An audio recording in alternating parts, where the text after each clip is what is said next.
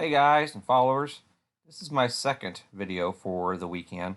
Uh, I've had more time to digest what's going on in the markets and how we closed the Friday.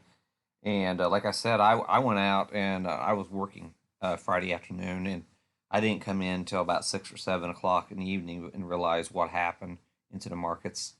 And so I was pretty darn bearish Saturday morning, and then I really went through some of these charts and figuring out that we are hitting some critical support and resistance zones for this bearish move.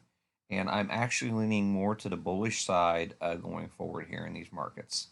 And some of the things that I think Friday was there was some major capitulation going on in a lot of the sectors in the global equities and capitulation sell-offs. And so we could probably start seeing some reversion trades starting the first of the week, and possible some bids in some of these equities. And some of the things that I'm looking at here, I'm starting with the dollar. And a big problem with the dollar, by lowering the interest rates, it's all of these European investors who are invested in U.S. equities, and they're okay. It's one thing to be selling off the U.S. equities, but on top of that, they're getting a double whammy when the dollar collapses, whenever the Fed comes in and cuts rates. And so, that has shut off, this rate cutting cycle has shut off foreign investment into U.S. equities. And so that's the crunch, or yeah, that's what's really hurting, initially hurting the markets, is basically shutting down foreign investors into U.S. equities. They basically, the dollar collapsing, they had to force selling situation into U.S. equities. And I think the Fed was trying to promote this. They were hoping to support the prices of the markets, with the rate cut. But the flip side is, by collapsing the dollar like they have and bond yields spiking, it's flushed out. It's flushing the market a lot faster than it otherwise would have, and this for a far faster recovery, in my opinion. So going forward here, so if you notice right here, we close on a support area for the dollar. So this is something crucial to be looking forward for this week. So that's one thing I'm watching going forward here. A second thing that I'm looking at here, and that is the U.S. dollar JPY, and this is the carry trade. Hey. So basically, we're seeing repatriation into the Japanese yen, and we're coming down to a trend support area on this situation.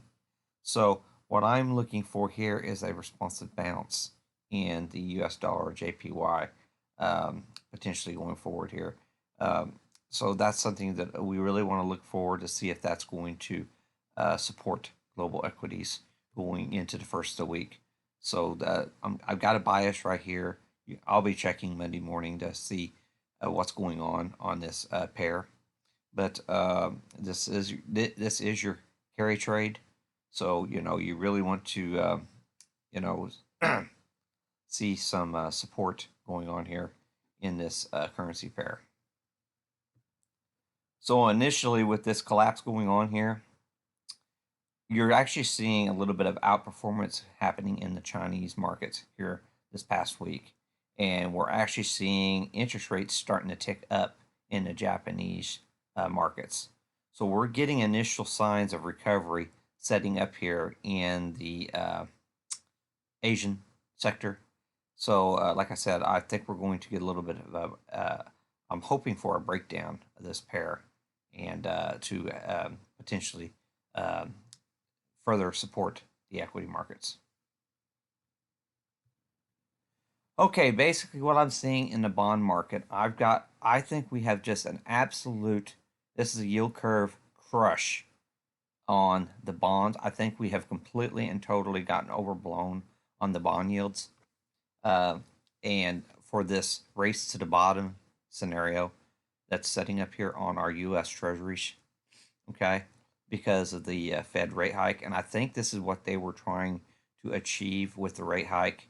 And basically, by getting rates down like this is going to be a stimulus for mortgage refinancing and even potentially, as the uh, if the bond yield or the uh, high yield bonds stabilize, this is going to be a further catalyst for share buybacks.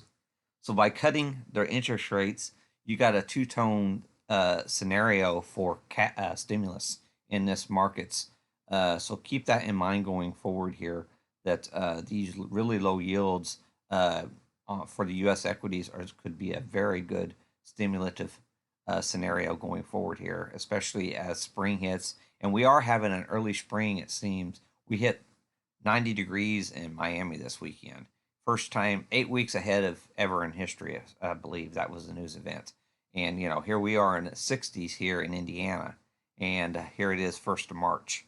So, if we have an early spring, that's going to really dampen the whole coronavirus effect, most likely globally. So keep that in mind also going forward here that we might have hit the max fear factor last week on this whole coronavirus thing. So what I'm looking here on the TLT, this looks like a blow off top scenario setting up here for our bonds. And like I said, showed on my last chart, it looks like we've overshot the mark and reversion back down, and possibly a bid in financials this week is quite likely. So keep this in mind going forward here if we start seeing reversion to the opposite direction on our bonds. We might have finally hit the plateau for the upside, especially based on that last chart on the treasury yields. I really think that there's a significant chance we're going to see financials outperforming the week. So that in mind going forward here in your trading. Another chart. Now remember, this is only 30 stocks. Your Dow Jones. We have come off of a significant long-term trend line support area, monthly basis. So this is an area of responsive buying for any potential further up legs in the markets. So that is something we have not broken the primary uptrend in these markets at all, even despite all the headline risk that we are hearing in the markets. And what was happening Friday really amazed me how we were getting a divergence going on between the VIX and the S&Ps. The S&Ps were not wanting to sell off, but the VIX kept going higher and higher until we finally blew up there towards the end of the day. So it could be marking a significant tone change here in the markets with what happened in Friday's session. One of the critical things that I'm watching for is the Qs. And remember, in a low interest rate environment, the technology will outperform generally. Okay. I technically wanted on my last video to see the Qs even pull down further, but when you have central bank manipulation, you don't necessarily get that. And what I have here with my analysis right here, this accelerated takeoff to the moon scenario in the Qs, we came right up there and back tested the breakout on the close Friday there.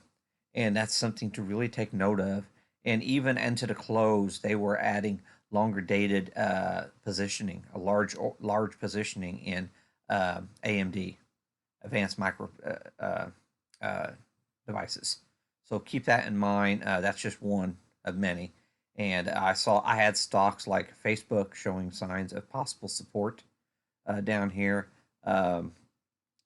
So that's one that was alerting to me, and they were using Apple to support the Qs most of the day, most of the morning, and then we had a responsive sell-off in the afternoon, and then they use it again in the afternoon.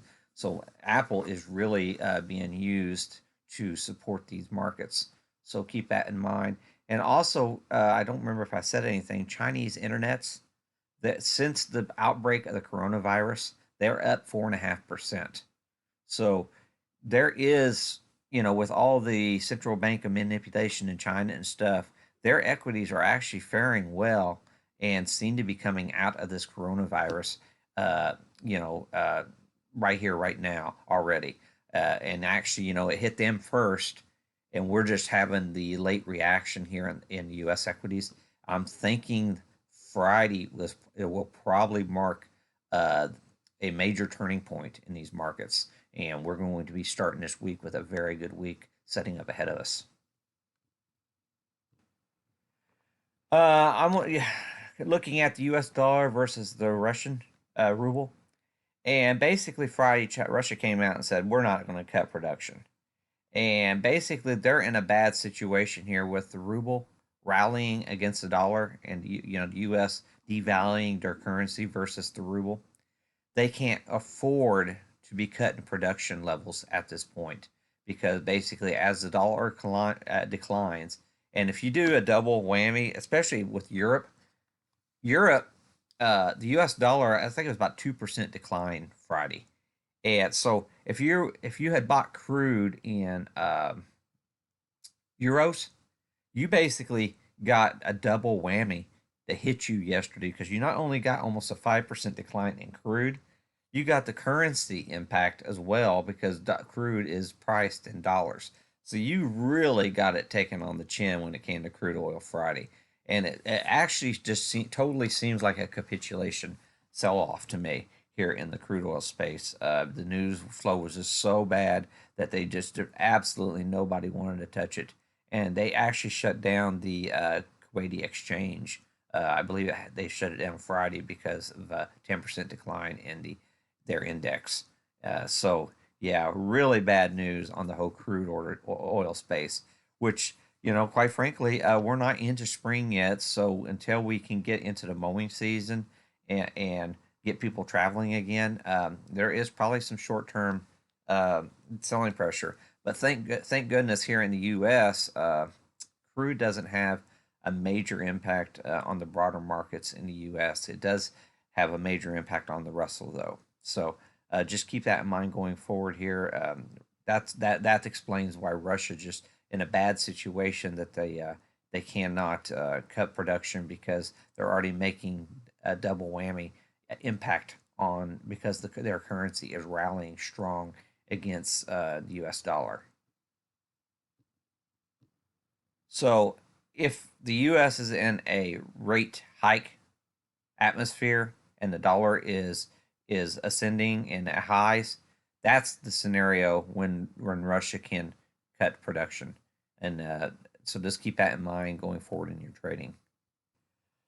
Another problem going into this week, ECB is coming out Thursday with a rate decision. And basically, the central banks are going around and they are trying to have a coordinated effort to support these markets. And the only problem is with Europe, they're already in negative interest rate environment. And oops, let me move this back here. And the issue that they're having here, that if they cut rates, that could likely devalue their currency a little bit versus the U.S. dollar. But in so doing, that's you get to a point with a negative interest rates. They're not going to. They're not going. People, businesses, and people, they are not going to pay to have their money put into European banks.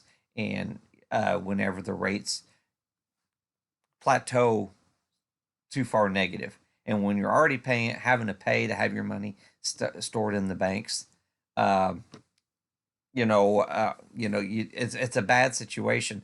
So I do not expect them to raise the interest rates despite the coordinated efforts by all the other banks.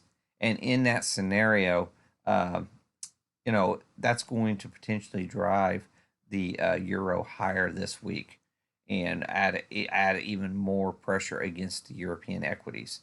So that is a bad situation for Europe going forward here.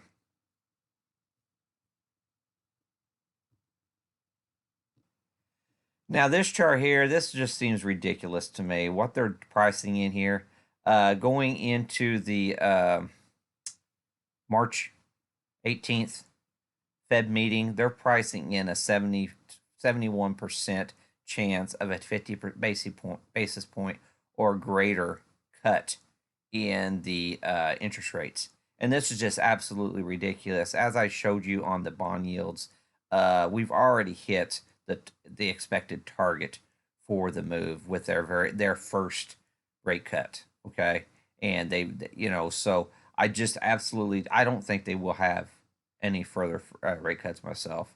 Not until we have a significant another leg lower in the markets. And basically, this is one of the reasons I think we're going to revert higher. They are going to reset these probabilities to the downside. I think it's more likely a 30% chance that we're going to have a rate hike. Well, quite frankly, I think it's more likely you're going to have a 50% chance of a 25 basis point and maybe more like a 25% chance a 50 basis point. So keep that in mind going forward here. If the markets start catching responsive bids, which I think that's going to happen starting the first of the week, these rates are all going to completely invert. So these probabilities are going to completely invert, and that is also going to be supportive of further upside in the markets. The good thing is on our 10-year versus our 2-year, despite the fact that they've completely collapsed, we are no longer inverted. So, whenever you basically have no interest rates and there's no point at that point to have inversion anymore, I guess. So that is one takeaway, that, maybe we can start climbing out of this mess we're in on these yields and start coming back to the upside where the markets have completely and totally overblown the sell-off, and we can actually recover some of this panic selling in this market. So the biggest problem child I'm seeing right now is the crude oil space, which is actually is not nearly as significant area in the market as it used to be. But I also think it was a capitulation sell-off. So that is another takeaway that we have going forward here. And Asia does seem to be supporting coming out of this. And I think the rest of the global markets will actually respond faster than what happened actually in Asia. So keep that in mind going forward here. Okay, one of my favorite setups for Monday, if we actually do get a responsive bid in these markets here, we do have a support area we rallied back into on Facebook. So I'm going to be watching this Monday morning for a potential long position. I'm actually thinking I'm going to be buying next week's options potentially for Facebook for maybe a bottoming call in Facebook. And if, like I said, the interest rates are supportive of tech. So I want to see how the price action is setting up in the Qs first thing Monday morning. But I am starting to eyeball Facebook to the upside here in the markets. I'm also watching Apple. This is another one giving me a sign that this might be a bottoming pattern for Apple. I would like to see it open maybe even slightly lower on Apple into this trend line and a potential buy back up to the 100 SMA. I do think buyers are preparing to step in here. This is a nice consolidation area, and they were using Apple to support the market, so it's likely to lead to the upside if we do get some bidding in these markets. We had quite negative headlines on Tesla Friday, but they were still holding price. I thought for sure we were going to come back down here near the 650 area Friday with all the negative headlines, and that tells me right there that there was some real interest to start buying down here in these markets. So when you have really bad news on Tesla and being a high beta name and they couldn't even push the prices lower, that's why I got burned on this 3 times. I mean, I had a good logic for the trade, but they just absolutely did not want to tank it. And you can see the volumes, how light they were relative to a lot of the other places in the market. So something to keep in mind here. It is a broken pattern as far as I'm concerned, and this is not one of the ones I would want to be taken to the upside. Okay, this is one of the most bullish patterns that closed Friday. So keep this one on your watch. I think it's trying to come up here and fill this gap. It's setting up for that. Very strong, uh, uh, very strong correction there Friday into the close. And so this is one of my top ones on the bullish side that I'm looking to start adding. This is another one that I do like to the long side if these markets continue to catch a bid. We do have on the 1 hour some resistance right above us, but once we get above that, then we're starting to mark in a trend line resistance. So it's still a little bit early to say, but this is one of my favorite chart patterns going forward into this week. Another one, the trade desk. I really like this. Awesome blowout earnings came out. It's came back, giving back all of our earnings um, back to resort to a support area. This thing here, I do think is going to be going right back on any type of buying in the markets. It's going to be holding into the 275, 280 area. That's the area that I'm looking for on any type of responsive buying in the markets. This is one of my favorite chart patterns going forward into this week. But yeah, I got caught with the rest of the market, so just something to keep on your watch going forward here. Right now, it's showing as a failed breakout, so it's not all clear until you get above the 467 area. But still good for a really nice little scalp pop back to the responsive prior highs. And what you have to keep in mind, they more than doubled their earnings versus the prior quarter. So really important to keep that in mind going forward here. And with all this high volatility going on in the markets, something like this is really going to do very well. Another one I'm keeping on close watch here. That's Shopify. I think it's going to come back in this week. Recapture trend Monday. It is below the 100 SMA. Okay, so but this is one that I'm really keeping a close eye on. Thinking we just had one heck of an earnings. We haven't even gotten back to the earnings gap yet. So keep that in mind going forward here. If we do catch a responsive bid in the markets, Shopify is one of my favorites going forward here. So keep that in mind going forward. So basically, I don't want to say there's an all clear on these markets given the major spike in the VIX. Basically, anything over 110, you're really not going to have major buyers stepping up into the markets until we see an outright collapse in the VIX.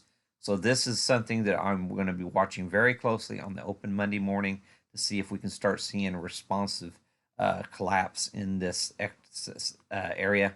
I think what happened with the VIX there Friday was substantial, and we are actually going to start seeing a collapse in the VIX starting the first of the week. So, and that might actually this is the volatility of the VIX, so it might take a little bit longer for this thing to completely start coming down. But this is something to keep in mind going forward here.